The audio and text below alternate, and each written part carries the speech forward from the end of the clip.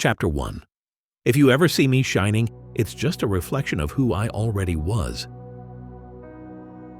I used to think personal growth was about collecting achievements, stacking skills, earning degrees, climbing ladders.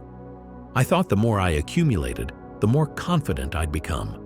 But confidence isn't a prize you unlock once you've reached a certain level of success. It's something built beneath the surface, shaped by how you see yourself and how you move through the world. It's easy to believe confidence is about outward displays, speaking loudly, standing tall, never hesitating. But I've met people who barely say a word, yet command attention when they walk into a room. Their confidence isn't about volume.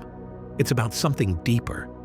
It's the quiet self-assurance that comes from knowing their worth, their competence, and their ability to navigate uncertainty. Real confidence isn't about never failing. It's about knowing that if you do, you can get back up. And that kind of belief doesn't just appear, it's built.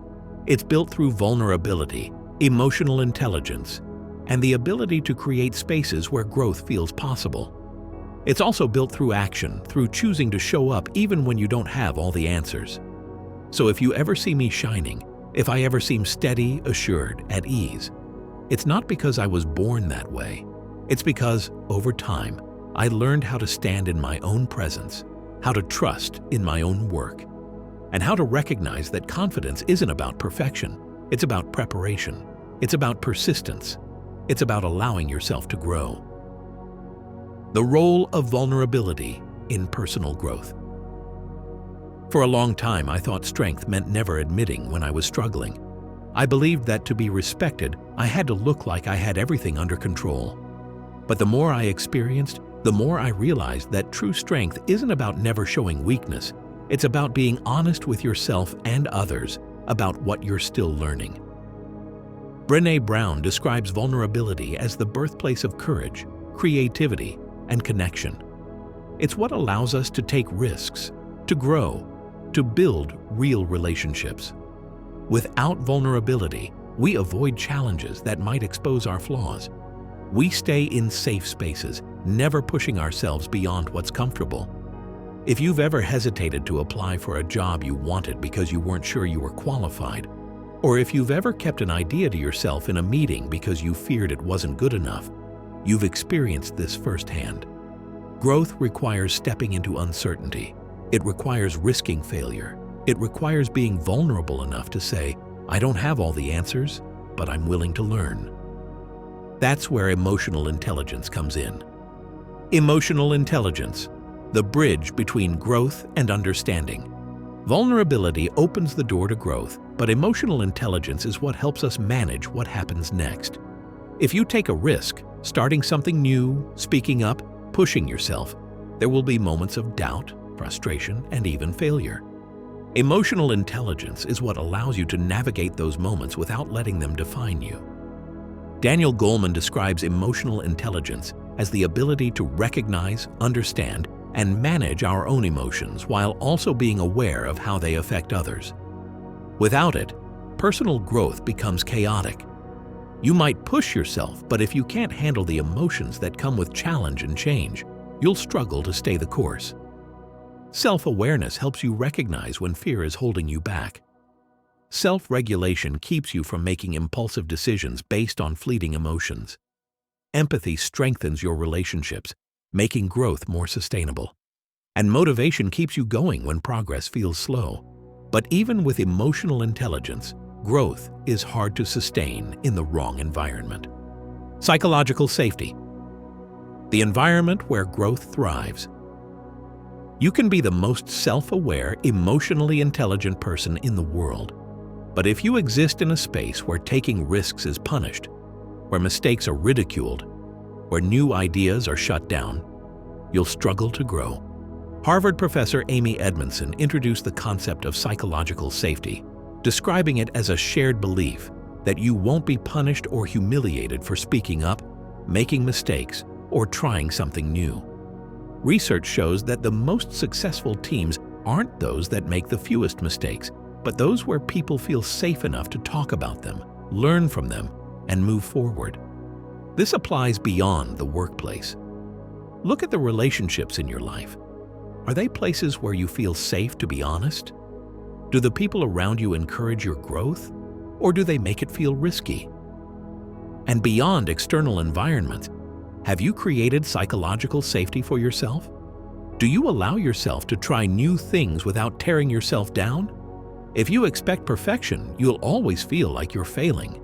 But if you allow yourself to grow in stages, to learn, to make mistakes, to adjust, you create the conditions for real confidence to emerge.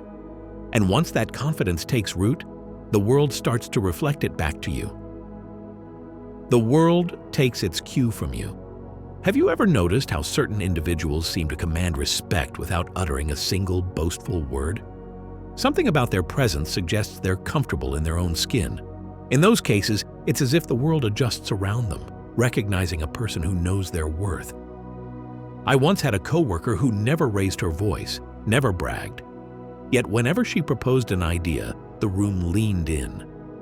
Her confidence stemmed from mastery over her subject, yes, but also from the genuine warmth in her interactions. This quiet sense that she wasn't here to dominate, but to contribute. The psychology behind this suggests that we instinctively read body language and tone. When you stand or speak as though you have every right to be heard, people often meet you halfway. Conversely, if you shrink yourself and second-guess every sentence, you inadvertently communicate that you're unsure, and others may follow suit. Crafting your inner framework. So how do you build this kind of quiet, unshakable self-assurance? It doesn't come from just thinking differently. It comes from taking action, daily, consistently, in ways that build a solid foundation. Skill. Before confidence can take root, you need something to be confident about. Sharpen a craft, a hobby, a skill that speaks to you.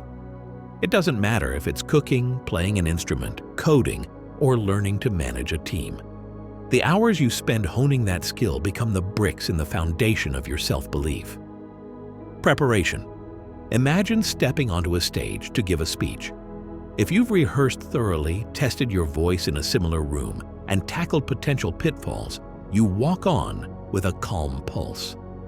Preparation doesn't silence every flutter of anxiety, but it reassures you that you're not stepping into the unknown unarmed. Experience.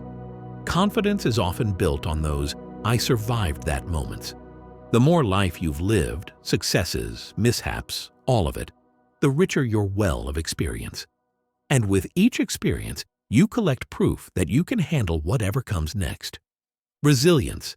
Not everything will go as planned. Some efforts will fail. Some goals will be delayed. But resilience is what allows you to keep moving, to learn from setbacks rather than be defined by them. Courage.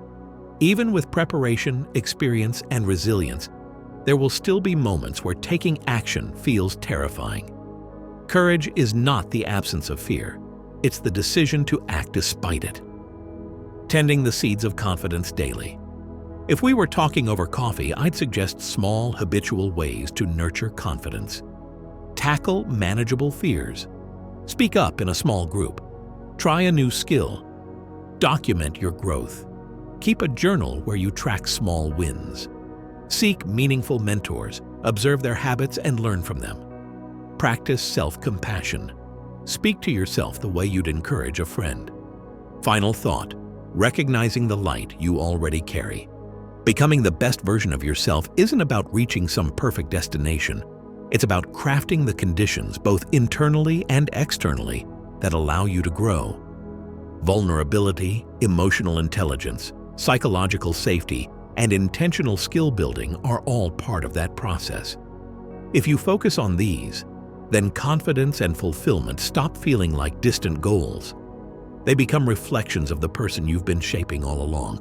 I believe everyone can do this, and so can you. Questions for reflection. When was the last time you surprised yourself by succeeding in something you initially doubted? What's one small, practical way you can invest in building your skill or resilience this week? Are there areas in your life where arrogance or complacency has crept in? How can you rekindle genuine humility and curiosity?